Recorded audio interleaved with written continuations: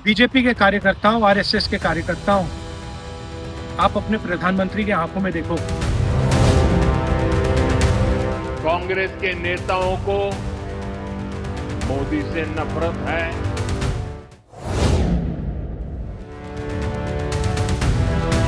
नमस्कार, आप देख रहे हैं प्राइम न्यूज का डिजिटल प्लेटफॉर्म। मैं हूं आपके साथ पूजा मोहन पांडे। लोकसभा में विपक्ष के नेता राहुल गांधी और प्रधानमंत्री नरेंद्र मोदी के बीच में एक बार फिर से तीखी जुबानी जंग छिड़ गई है।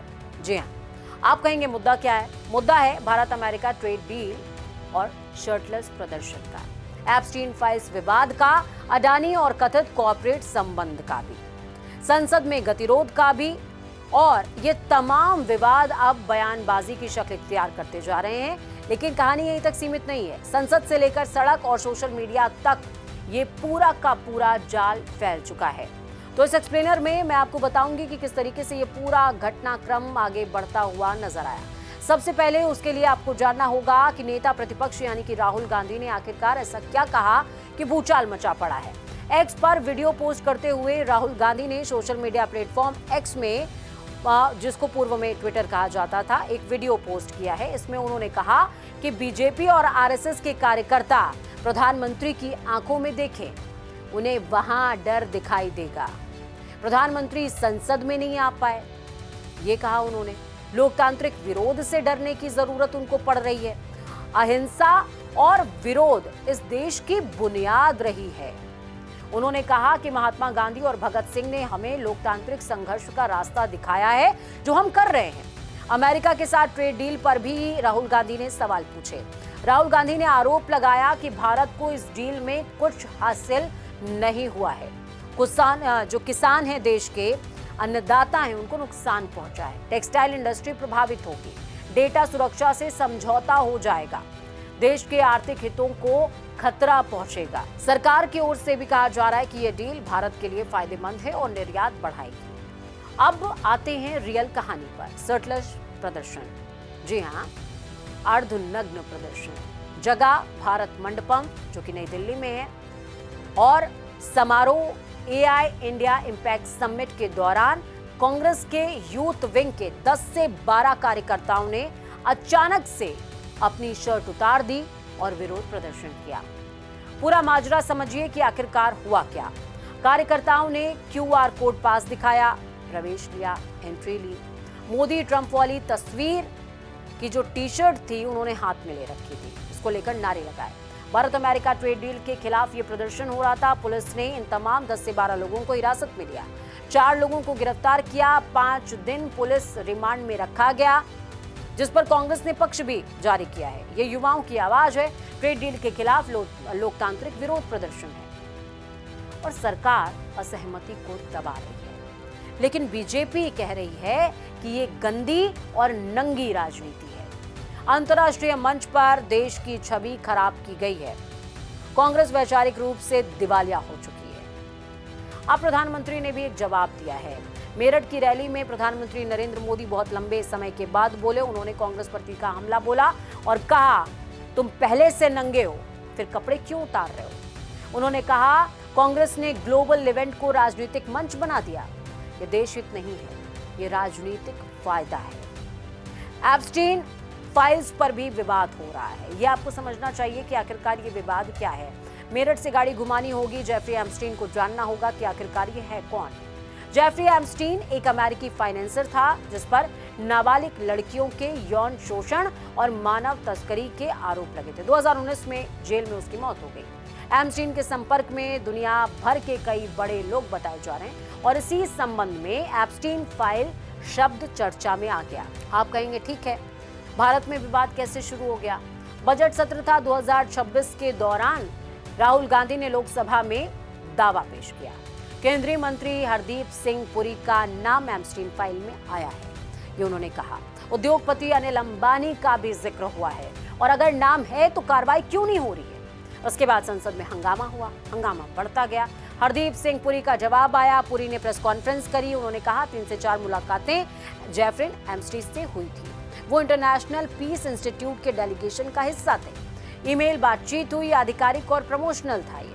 राहुल गांधी ने कहा बुफूनरी कर रहे हैं। अडानी का भी मामला सामने आया। राहुल गांधी ने उद्योगपति गौतम अडानी से जुड़े मामलों पर भी सवाल उठाए।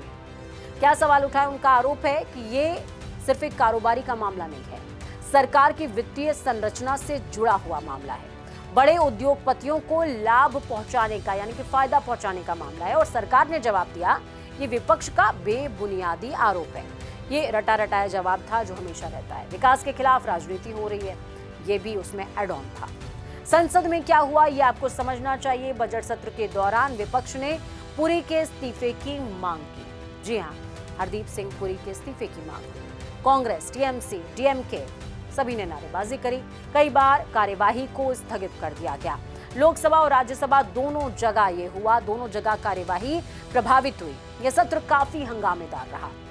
लोकतांत्रिक विरोध बनाम राजनीतिक मर्यादा की शक्ल इस पूरे सत्र के दौरान भी और अब सड़क से सदन तक भी देखने को मिल रही है। ये पूरा विवाद एक बड़े सवाल को पैदा करता है कि क्या लोकतांत्रिक विरोध की भी सीमा, बॉर्डर लाइन, मर्यादा होनी चाहिए।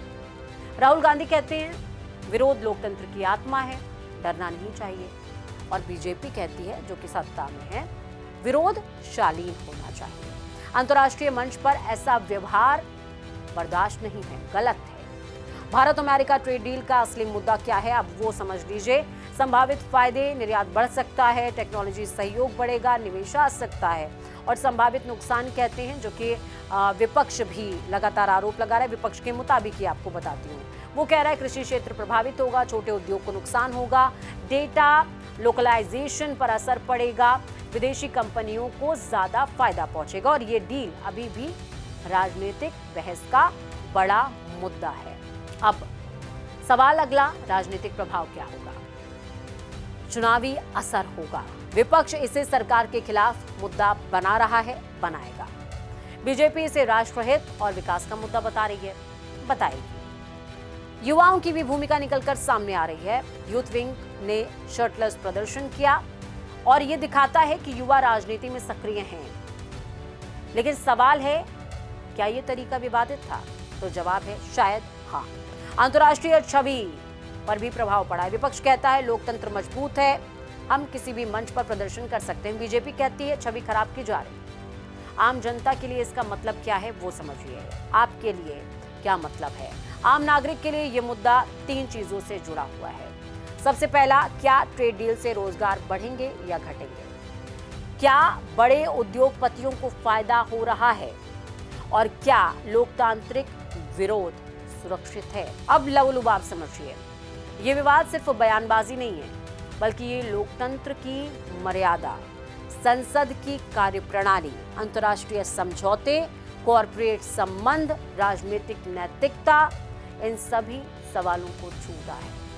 राहुल गांधी आक्रामक रुख इख्तियार किए हुए हैं। प्रधानमंत्री मोदी जवाबी हमले में हैं। संसद में गतिरोध जारी है। सड़क और सोशल मीडिया पर बहस तेज हो गई है और आने वाले दिनों में ये मुद्दा और भी ज्यादा गर्म हो सकता है। फिलहाल शर्टलेस प्रदर्शन को लेकर पूरे देश में गिरफ्तारियां चल रही हैं। उदय भानु, जो कि अध्यक्ष हैं यूथ कांग्रेस के, उन्हें 4 दिन की पुलिस या रिमांड पर लिया गया है। पूछताछ उनसे चल रही है। और सबसे बड़ी बात यह है कि इस पूरे मसले के बाद कांग्रेस वर्सेस बीजेपी जनता के सामने खुलकर आ चुके हैं और राहुल गांधी खुलकर एक बार फिर से प्रधानमंत्री और एब्स्टेन फाइल का जिक्र कर रहे हैं। और इसी के साथ वो अमेरिका और भारत ट्रेड डील का भी जिक्र कर रहे हैं, नुकसान का भी जिक्र कर रहे हैं और किसानों के बीच भी जा रहे हैं। मंत्री कह रहे हैं सरकार के कि जिसे ये नहीं पता कि गेहूं और धान की बाली में अंतर क्या है और गेहूं की बाली कितनी लंबी होती है, वो किसानों के बीच जाकर करेगा क्या?